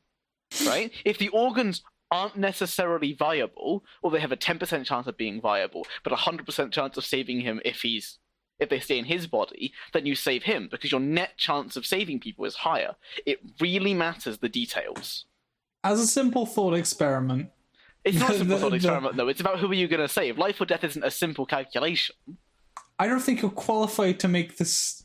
No, you're asking me. You're asking my opinion. Well, okay, which is why I'm saying it's a simple thought experiment. No one's qualified to make the choice of life or death. No one who takes lives is qualified to take someone's life. You're Okay, less so there was qualified another than a doctor, though, to make these decisions. So there's another example that we can actually take from the books of history, which happened in the late 19th century, which is an actual real-life example of this, which is that basically you had a yacht in the late 19th century that was sailing around in, I want to say, the South Pacific. I can't remember exactly. Or Atlantic. Anyway, it doesn't really matter. Boat at sea. There is, I think, 4 or 5 sailors on board. Mm-hmm. Huge storm hits. The boat's wrecked. They end up in the little lifeboat out at sea in the middle of nowhere. No life is viewable on the horizon. No island they can safely, harbour themselves on. Nothing. Yeah. So all they have is a certain amount of food with them, and only a certain amount of fresh water, blah, blah, blah. Cut long story short, resources run out. And after a certain amount of days without food or water, and the junior little sailor boy had already become severely ill by drinking salt water, much to the behest of the other crew members. So he's at the back of the boat and he's kind of ill. It's not like dying, but he's just ill. Yeah. Anyway, so the other sailors basically agree. Well, first of all, the captain kind of offers for them to draw lots, and whoever draws the shortest will basically sacrifice themselves to become, dinner. Yeah. And so one of the sailors then completely rejects this idea of lots, and so basically they end up deciding that they're going to kill the junior sailor. Bad idea. Okay. And the captain offers him a prayer and then kills him. And then he feeds the rest of them for the next few days until they eventually get found and rescued. And then after that, they then explain what they did, believing themselves to be justified in it. They had to do what they had to do to survive. And then when they get back to Britain, because these were British sailors, they get brought back to London and then get tried for murder. Was this... And get found guilty. Wait, so when was this, sorry? Late 19th century. Wait, when did we get legally, the they death didn't commit penalty? a crime if they were in international waters. That's all I'm going to say. Oh, wow. So no, they shouldn't have been You- arrested. They did make a mistake, though. You don't pick the smallest man to eat. You want to kill the biggest. I don't mean you don't kill the strongest. You kill the one that you can afford to lose, that is also the biggest. Yeah. But even then, are you justified in killing one person to save the rest of them? Obviously. A lot of people I disagree. mean, They're yeah, justified. that's... They're not qualified. As in, would you say it's morally admissible for them to kill that one person and eat them? Yeah, if they were going to die without it, obviously. This isn't a moral question. I But think it it is. is. Not really. So, Because If okay. your just- options are die okay. or do something bad, doing something bad is always the option, because death isn't an alternative. Okay, I get that. I still think... If your moral question is, this would you is- rather die than do something, the question's kind of moot. Yeah. So this is basically their argument. That I was see their that. argument, basically, that they had to do what they had to do to survive. And then they still got found guilty, because murder is murder. Was the Doesn't death matter if penalty you're still murdering around? The death penalty wasn't removed from Britain until the 1960s. They weren't killed. really? They weren't executed, though. I don't think. That would have been pretty funny if that were the case. But no, so they were still found guilty though, because murder at the end of the day is still murder. It doesn't matter if you're murdering someone in order to save your own life, it's still murder. Yeah. No, actually, that's not how that works. If someone's trying to kill me, Well, and I kill them, that's called okay, self-defense. yeah. In this... Yeah, but this wasn't self-defense. Well, it was, actually. They were defending their own lives by killing someone. No, but... Well, no, so... Yeah, well, but okay, I feel like... But that's then, at the end of the day, that's then putting your interests ahead of that other person. I feel like... You're turning around and saying my interest to survive is more valuable than your interest in your value of life. Like Your life is worth less than mine. That's not what you're bringing saying. in like a bystander as That's a literally what you're saying by killing. No, bringing in a you're killing them to bystander survive. as a meat shield isn't like self-defense. I don't feel Actually, like when, it is self-defense, but you did just kill them. Yeah, like But that's murder because you defended your own life by killing someone else, right? Well, Bad. yeah, like you But pull them if in you when you're killed about to get someone stabbed or shot or something. If you killed someone else to stop them killing you, that's fine. Yeah, but the boy wasn't trying to kill them. That's true. I mean, he might was have just done. sat at the end of the boat. You don't know. You can't make that argument. You can't make the argument that you're putting your life, like the idea that your life is worth more than theirs, because that's not what it is. People don't make utilitarian arguments when they're like, I'm gonna kill you. They make, I value my own life more than I value yours, because if anyone who doesn't value their own life more than they value, like if you don't value your life more than you value someone else's, unless that person is literally related to you, or you are in love with them, you're insane. But this is the point, though. Pretty much. That's not the point. It's from a moral. It's not a moral question. Principle. It's redundant. I think. So what you're saying? Still... So hang on. So Lewis's argument is, if you're not related to that person or in a deep intrinsic relationship with them, you should always value your life over theirs. I mean, yes. Do you not have any self-preservation in you? Like, I'm not terrified of death here. Like, I'm on record self-preservation saying instincts in all humans, but we're not asking biology here. We're asking morality. Morality is just like a whole system that we made up, right? It's like pointless. Basically, what all of this gets at the end of the day is basically consequentialist moral theories versus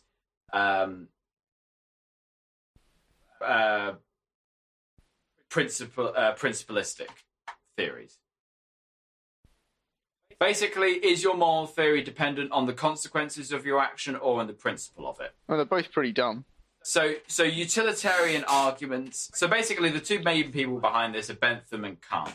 So Jeremy Bentham is the famous 18th century philosopher who basically came up with utilitarianism, which is the ultimate consequentialist kind of theory. Greatest good for the greatest number, blah, blah, blah. And then Kant is basically the founder of deontology, which is stating that it means duty. Can I just put a hold on this argument for a second and just say, thanks, Matt, for making me search all of this stuff. You literally could have skipped this and I wouldn't have extra work to do. You asked me to go into philosophy. I said we're going to have a discussion. I don't want you to tell me about philosophy. Then you shouldn't have asked me to go into the discussion of philosophy. You don't know of the wishes of the audience. They may want this. Anyway, it's a long-winded way of saying both of them are wrong. That's the point of philosophy, is they're both wrong. So what would you say then, Lewis? There's no right answer. Wait, does that mean that there's wrong one? Obviously there's necessarily no answer, but... Not necessarily there isn't a right answer. No matter what you do, there's a different philosopher saying, well, that was right. Right? Philosophy is a pointless field of study unless you want questions without answers. That's my problem with it. This is why I hate philosophy, is they spend half their time not doing anything, and the other half questioning why nothing's changing. So, would you say that you sway more one way or the other? Because they're both right. You can be utilitarian at the same time as you go, well, I value my own life more than I value other people's lives because I am a human being who has a survival instinct that's biologically built into me. Right? Like, but is it right to adhere to that survival instinct? There's no right or wrong in the world, Matt. There just isn't. Well, yeah, but by that kind of mantra then, you would never... Yeah, but that doesn't necessarily make sense. If you turn around and say, well, morality is just a subjective thing, who cares about it? I'm just going to do what my survival instinct tells me. Yeah, go ahead and do that. See how many people you hurt in the process, and people will stop you. Right? Like, if you threaten other people, morality is just a guidance that's built up over time.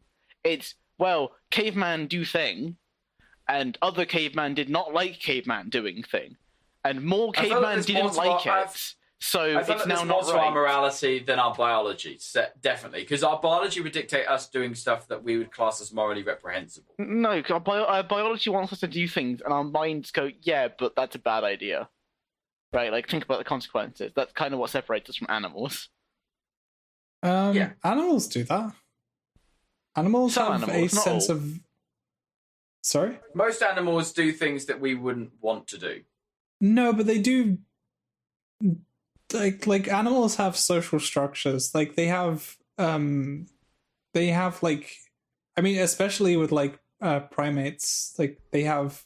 But they're not guilt. morally built social structures, which is why I think the whole morality argument's pointless. Well, no, but like, it's the building blocks of it. It's the building blocks of it. Like if one chimp was to do something that the other group of chimps didn't like, they'd be ousted. Yeah, but that could be based on a lot of different factors. This is like the big reason why philosophy is a pointless subject. Is let's imagine a tribe of 11, not 11, say 10 people. There's 5 men, 5 women, and they're all ranked, right? So number 1 woman is with number 1 man, so on, right down to 5. Okay, and 5 does something 2 doesn't like. Guess what? 2 has more respect than 3 or 4. So, and 5 is at the bottom of the heap. So 3 and 4, understanding that 2 is better than them, side with 2. Right? Okay. And then 5 gets slapped down. But there's nothing in there that I said that like 5 did something morally wrong. He just did something 2 didn't like, because 2 is a subjective personality. Okay. Everything is based on like subjective. Like human beings are sensitive. Okay. Yeah. I guess. Well, isn't this like part of the idea of philosophy is creating more general theories around morality?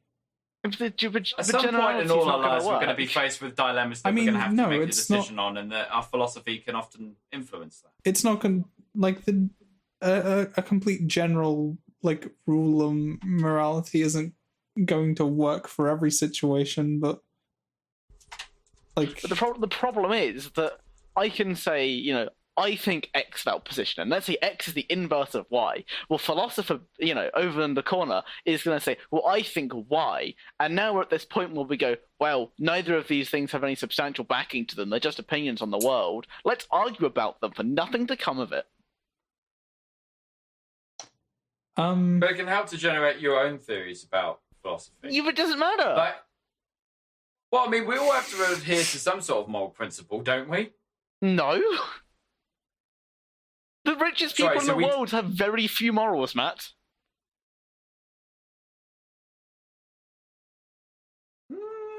Go on. Tell me that the richest people in the world and the most powerful people in the world are highly moral people who do exclusively what is right for the people. No. I'm not saying that they do stuff that is necessarily moral. What I'm saying is that they have to have a moral principle.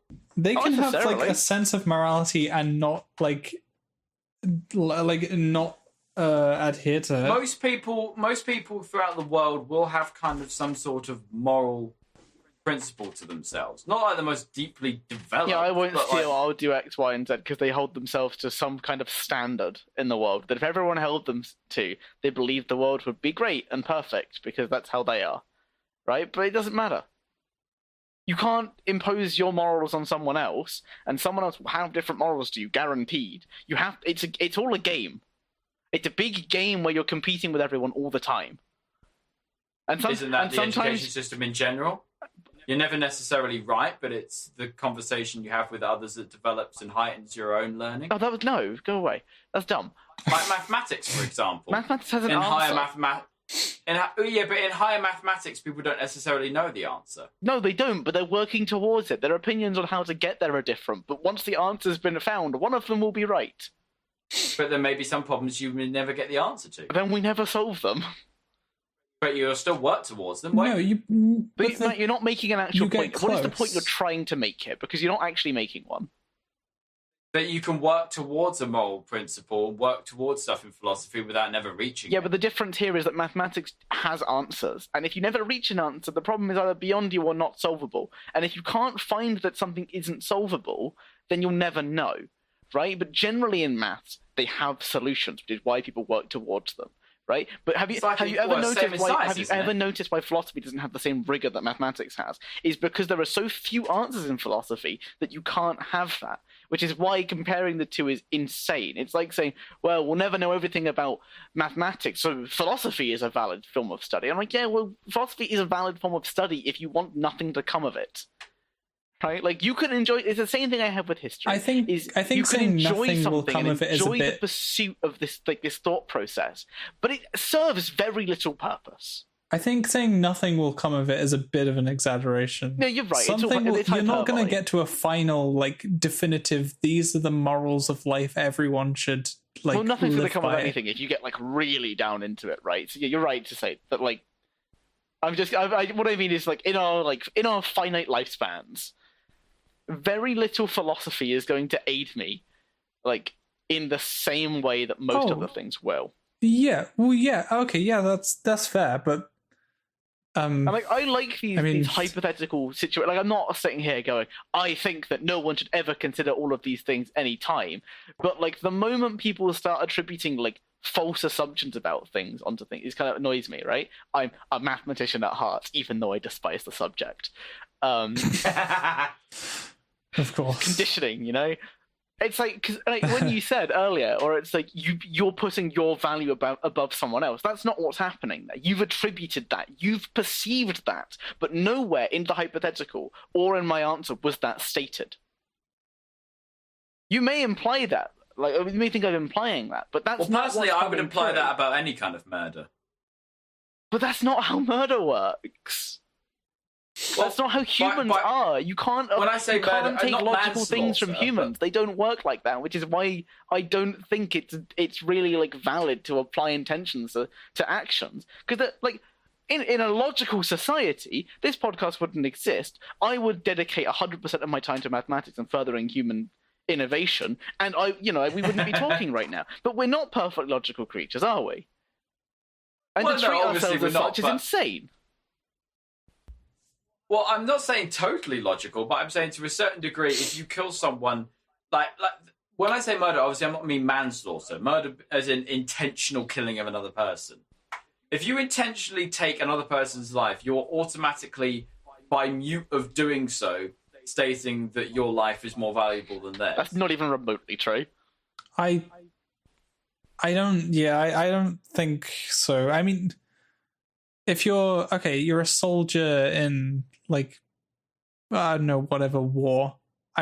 Listen, I'm not saying that all murder is necessarily wrong, but I'm just saying that with murder, are you not necessarily saying that your life is more important than that? No. Well, no. If you're a soldier, because importance is only valid to a certain. It's a perspective thing, right? You can't, like. Let's look at it this way. I wear a necklace every day. I value this necklace quite a bit, right? It's important to me. It's not important to anyone else, except the person who gave it to me, right? So only 2 people actually give a shit about this necklace. Sorry for the bleeps, Josh. One of them was intentional, one of them wasn't. You're welcome. Right? Only 2 people care about this necklace, right? So when I protect the necklace from, like, whatever thing's going to happen to it, that's not me saying, I think this necklace is more important than you. That's me saying, I value this necklace. You can't apply a grand scale, like, value on things. It doesn't work. Because in the grand scale, we all have 0, like, contributions. We do more harm to the universe than we have anything else. Yeah, that's true. Well, okay. What's causing harm to the universe, though? Yeah, what does that mean? I mean, you're destroying more than you're creating, I guess, would be the argument there. But I guess taking away from sustainability, making, like, nothing in the world has a goal. And if there's no goal, there's no values. Yeah. Right? So having more value than something else means nothing. It's a nothing state. Things are just happening, and that's it. Yeah, and I mean, we don't have free will anyway, so who cares? Well, I'm glad that we've had this conversation. I told you, Matt, it's not a worthwhile conversation to have. Yeah, I'm kind of regretting instigating it now. You were probably right. It was interesting. This is literally what, like, lunch times after philosophy class was like between Lewis and I. Because I took it for 2 years, and literally any time that we reference philosophy, this is literally what would happen. That and Cards Against Humanity. I loved playing like those games. Yeah, that and Cards Against Humanity. But literally, it would literally just be a case of me talking about what I've been doing in philosophy class, and then Lewis ranting on about how it's really just pointless, and asking me why I was taking the subject. I never asked you what. I mean, I was thinking of doing PPE for a while. Lewis literally was quoted, I think, at one point as saying that I could do. What did you say about philosophy class at one point, where it's like, I could be an expert in philosophy, or no, I could be an expert. I could. You said something about being able to just take one class and be a genius in it because there's nothing to philosophy. I don't think I said anything that arrogant, but I may have done. I feel like that's something you would have said. Because I said it in a previous podcast. I said maybe it in a previous podcast, and I thought you said it about history. Yeah, I don't know. But then I realised you said about philosophy. The thing is, with philosophy, is everyone's a master at it because it's literally your opinions on the universe. So why do I care about Carl more than I care about Josh? You're not a master of philosophy, though, if you can't argue.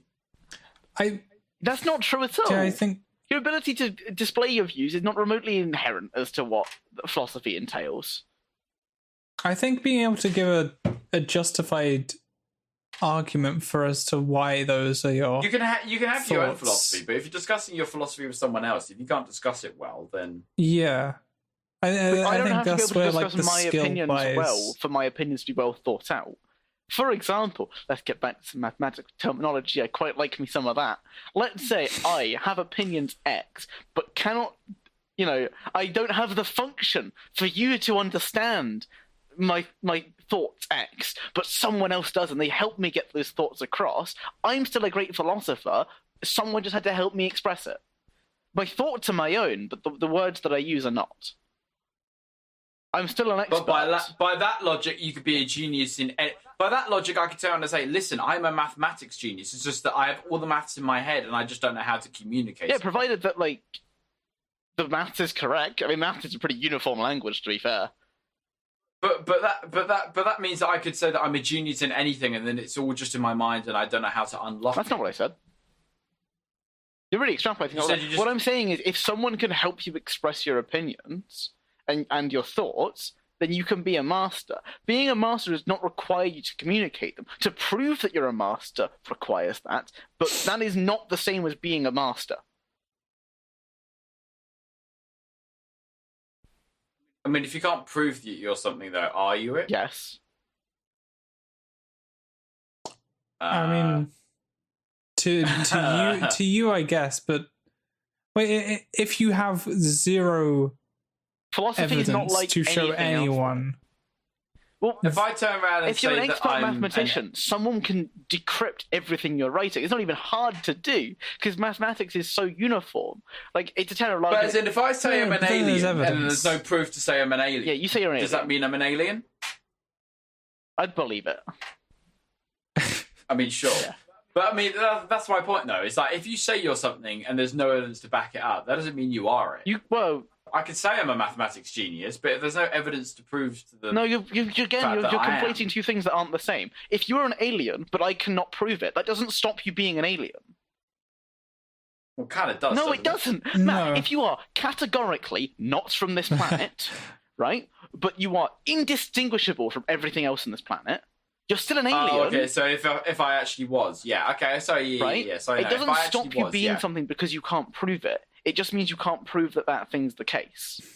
I think sure, well, but you can't say you're something just because you say it. That's different. I'm not I feel saying like that that's someone different is though, something because they say you're it. like. Oh, okay, sorry. I thought you said you could say that you were something and therefore you were. That's a little different though, because that's you physically being different. Rather as like being good at something or being an expert that's not a physical thing. That's entirely internal. But also, proving that you're a master at something isn't inherent to being a master at something. It's not part of the criterion required. Like, it's required if you want to do something with that knowledge and that ability. But, like, to be a master at something, you don't need to be able to prove you can do it.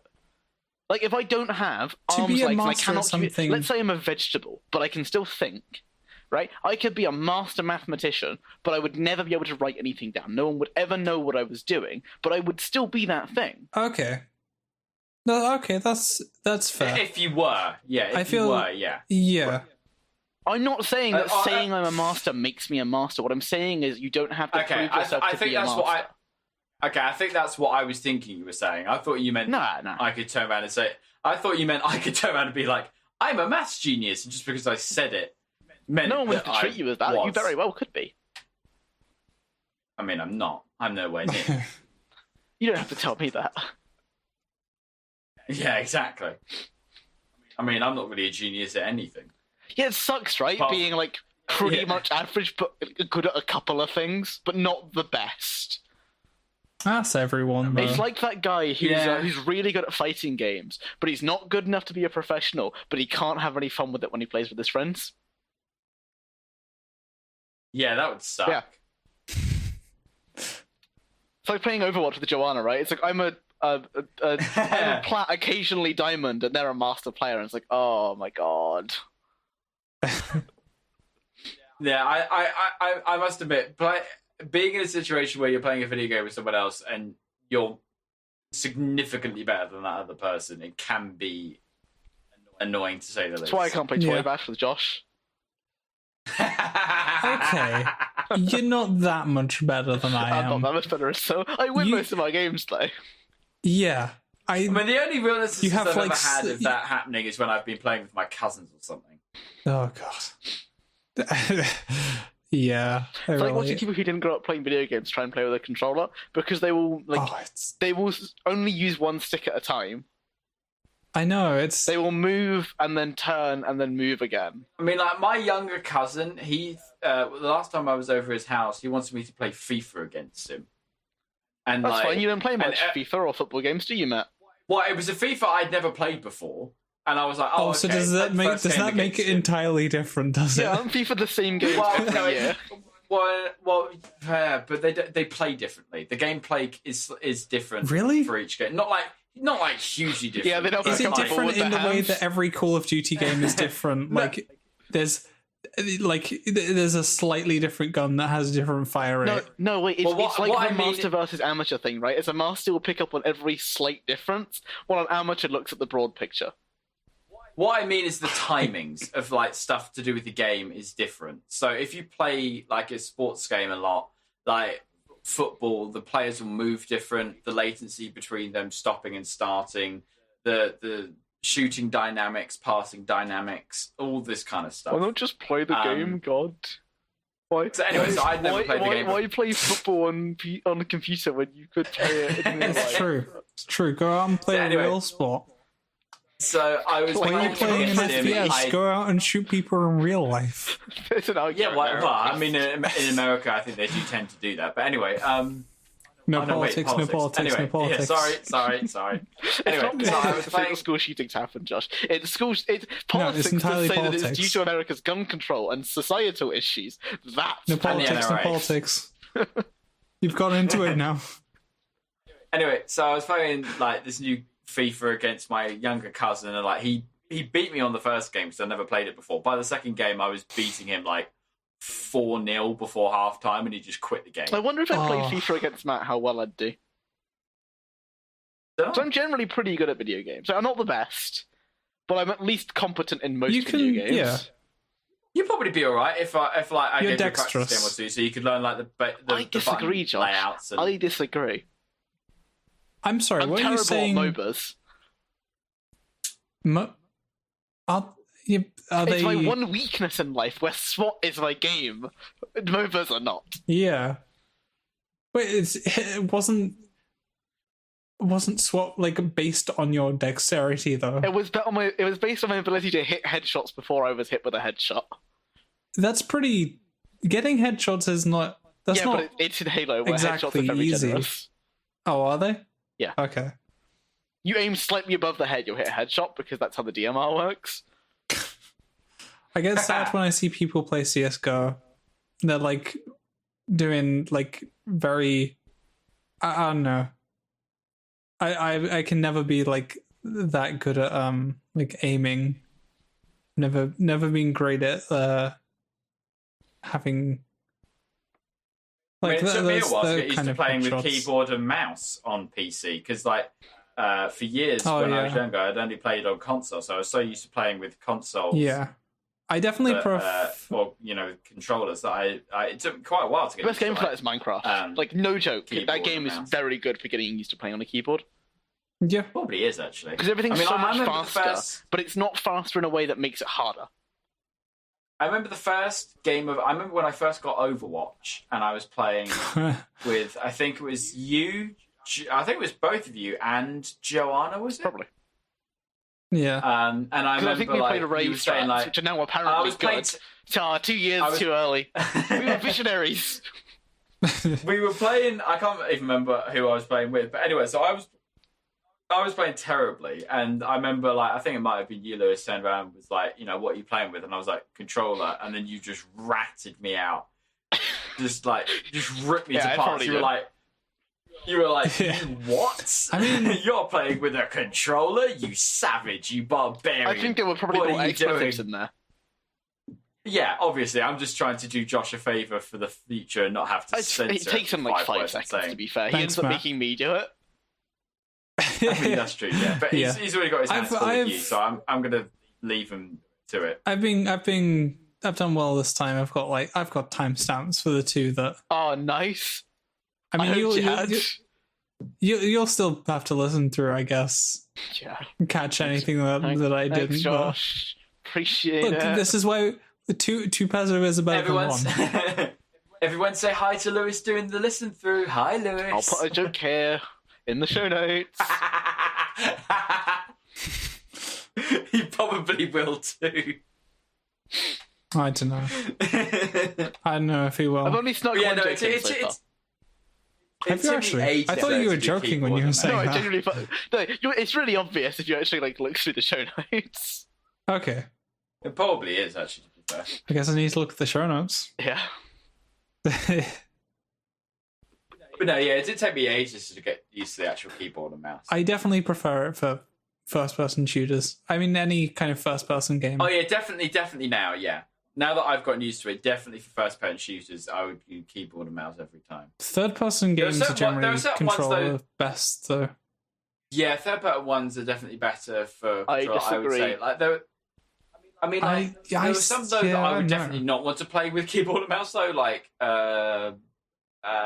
Rocket League. I wouldn't want to do that with keyboard and mouse. No, I'd much prefer definitely controller for something like that. Yeah, it's basically built for controller.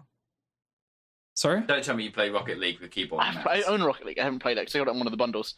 So we should play it. We brought up Celeste. All three of us have it. Chill. I brought up Celeste earlier. Celeste is a game that Josh plays with a controller. Yeah. Isn't that right, Josh? I play it with both. I move around with a keyboard and I will jump and dash and grab with my right hand on a controller. Oh, so you jump and dash using the controller? What? Yeah, I jump, dash, and grab using the controller, but I will move using the keyboard. On hard bits. On easy bits, I won't. I'll just stick to just doing it, with analog. So your left hand will be on the keyboard and your right hand will be in the controller? Yep. Like a true Oh my god. Oh my god. No commitment. Wait, so is jumping on keyboard? No, jumping's on controller. So with the controller, you're grabbing and you're I'm doing jumping. everything except moving. Okay, so that is insane. It's because I the guess... controller doesn't let you change direction as easily. Yeah, so, I'll be going up, and I'm like, no, I want to go up and right, and it will just go straight up because it's not quite over that threshold yet. But on keyboard, I know for a fact W and D will send me up and right. You know what? That now you explain it like that, that makes total sense. So very that's a problem I have had. I will use the keyboard. That is definitely a problem I had quite a bit. Was the fact that I couldn't. I wasn't able to move my thumb fast enough across the D-pad to actually get it to go in the other direction. The D-pad? Yeah. The D-pad? You move with the D-pad? No, sorry. I thought I was going to be the one with a problem here. It turns out you move I with was the D-pad? Wrong. because Wait, Josh, you move with the D-pad? That's 2D. It's still wrong, but even so. No, okay. The game only has 8 directions you can dash in. The D-pad. It only has 8. Yeah, he is right. There's only 8. You only have 8 directions you can dash in, which means that the D-pad is a fair option for controlling it with. It means you have 8 definite directions. You have. Whenever I use the analog stick, I would sometimes get the direction wrong. I mean, that's why I use the D-pad. Yeah, that would happen all the time to me, which is why I now on hard bits use WASD. There are feather sections though. I don't know if you've got there. No, I've just beaten B-side chapter 2. Okay. Where the feathers basically require an analog stick. Yeah? Yeah, because you have to This is like. great because Pet Ben has beaten all of it, and he didn't use a controller. Really? Yeah. And he's better than us at this game. Oh yeah, I'm sure he is. I'm not good at this game. It's fun, but I'm not good at it. Yeah, it's like Halo. I have to use the analog stick for the feather parts though, because you're essentially just flying through the air, and you have to. It's not really based on angles so much anymore. Like the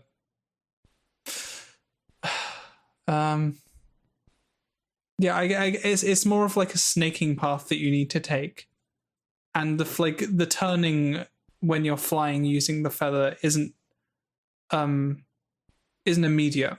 It has like it has a turning circle. Interesting. Yeah, and I guess that's why I think it. Why are we interesting? Very interesting.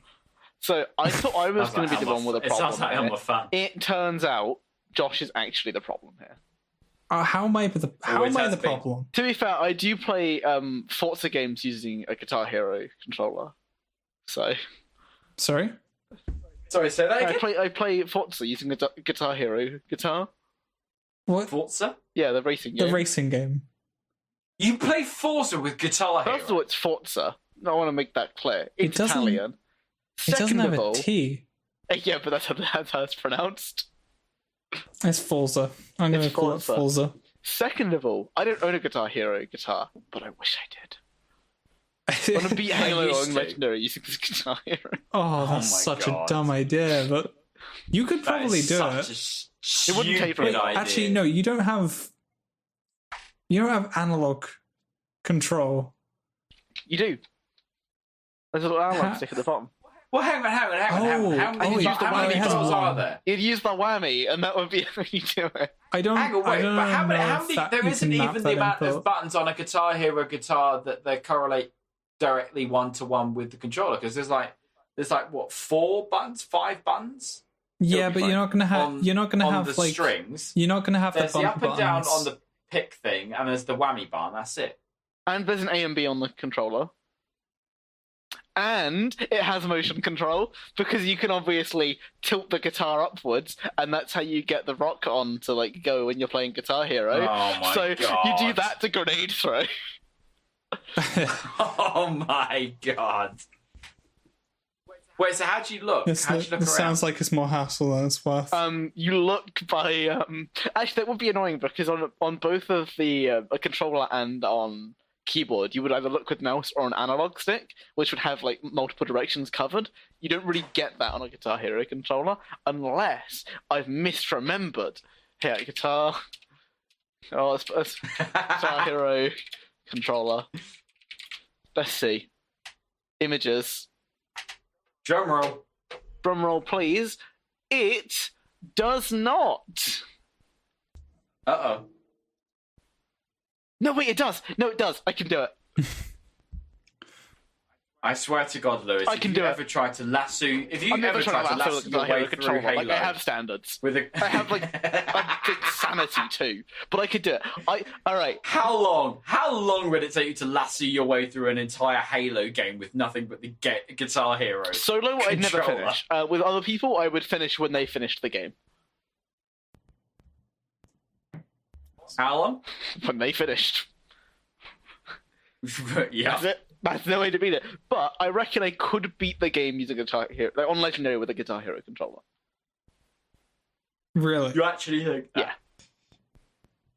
Yeah. I mean, I guess like you have checkpoints, don't you? Yeah, you get It would be hard. Yeah. That's more of just a matter of time to get like the right. Just a matter of time until you get like the right lineup of enemies that miss in just the right way. Yeah. for you to make it to the next checkpoint. Everything I could skip. Oh yeah, 100%. What if I told you there's an even harder way to do it? Is it to use moisture sensors and like microphones to control your character instead? Maybe. And light sensors, of course. Yeah. I'd like teach a program to beat the game based on like the winter solstice. What? What is that? It would change the controls at such frequency. Oh my so that god. the light coming into the room could beat Halo. What? So you want the sun to beat Halo? I want the sun to beat Halo. I don't. That's what you want to happen. Who needs the Master Chief when you have the sun? The sun would have beat down on Halo Reach. This is actually a thing. Oh, I'm not going to do it. I don't think this would work. I think it would. I'm intrigued. Is that going to be the title? What, the sun beats Halo Reach? Or just the sun beats Halo? You mean the newspaper, of course. Yeah, of course I mean the newspaper. I mean, ever since the Page 3 girls were removed, you have like dropped your subscription for some reason. Well, yeah, I mean, it's not really that fun anymore, is it? No, it's just ruined it, really. It really has. It's just really not that engaging of a newspaper anymore. To be brutally honest, I mean, I had to switch to the Mail. So we should avoid talking about this as well. This seems like a political topic somehow. Yeah, it seems like it could be politics. So we have 5 minutes left. Yeah. Just How about that? Any final thoughts on philosophy, for example? I'll rescind my murder comment because I may have been wrong on that point. I won't because I'm right. Yeah, that sounds about like you. Yeah, that's pretty. Josh, pretty standard. Philosophy has answers. Yeah, so I'll rescind my comment on that. Josh, good luck in your jury duty. I very much hope that you have no idea what's going on throughout the entire thing, and also if it happens on a Friday, 100% you are going to be recording this with us whilst in the jury box. I don't think that's going to happen.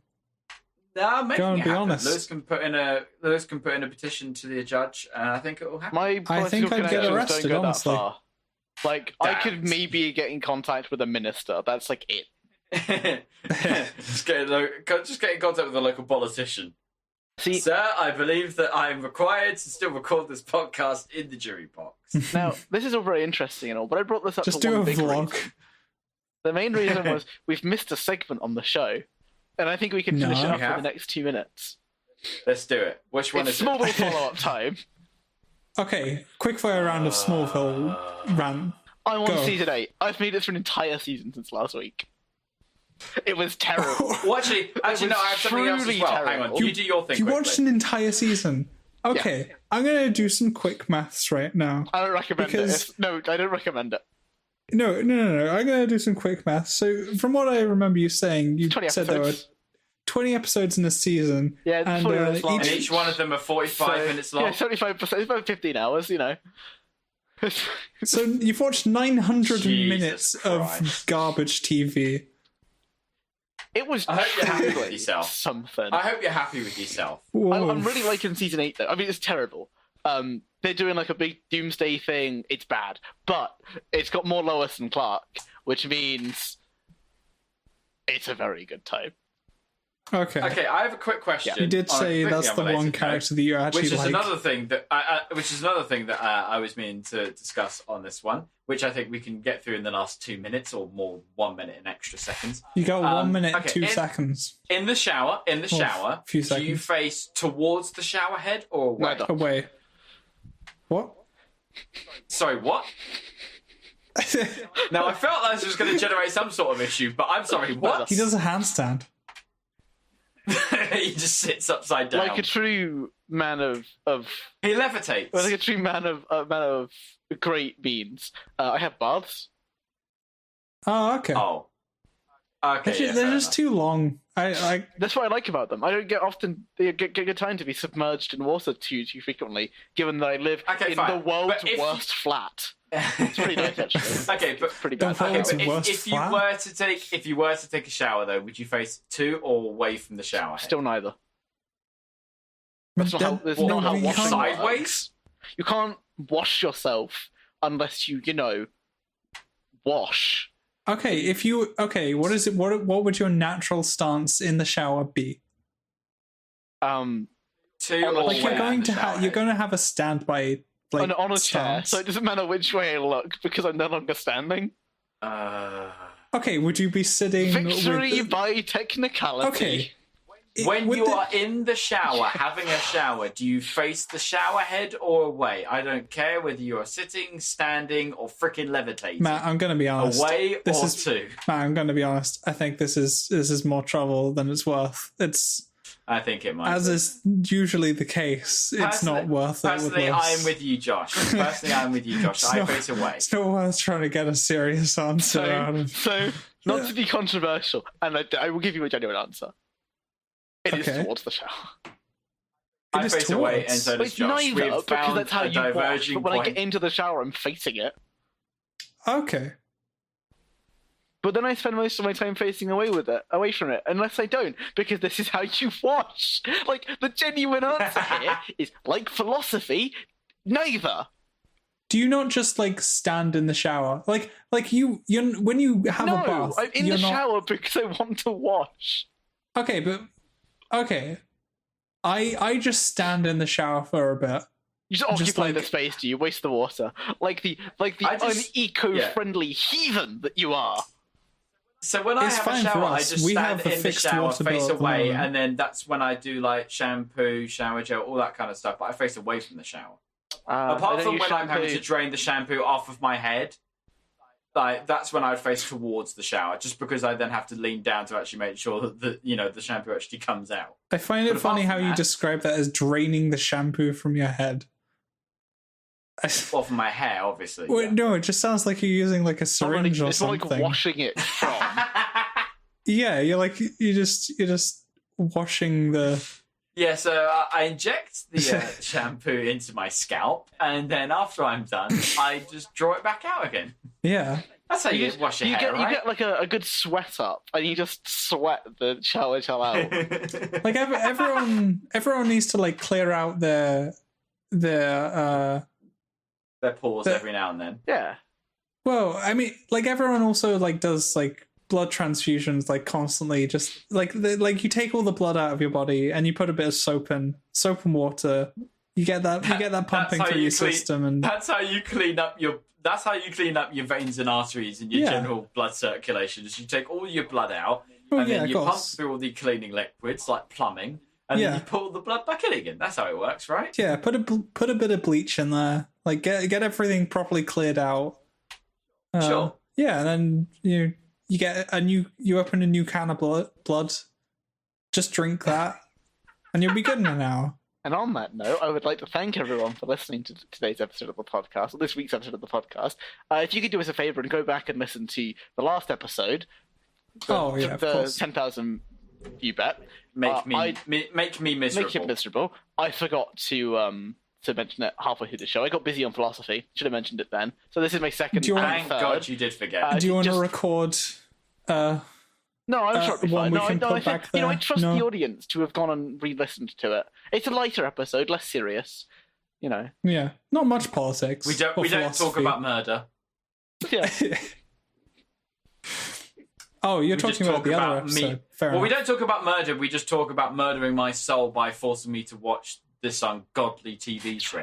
Yeah. It's really good. It's really bad. I'm always smiling when I watch it. For the wrong reasons. No, not for the wrong reasons. For the right reasons. It's lovable. I loathe you. I despise you. It's charming in its... mediocrity. Yeah. Oh. I hate all of you.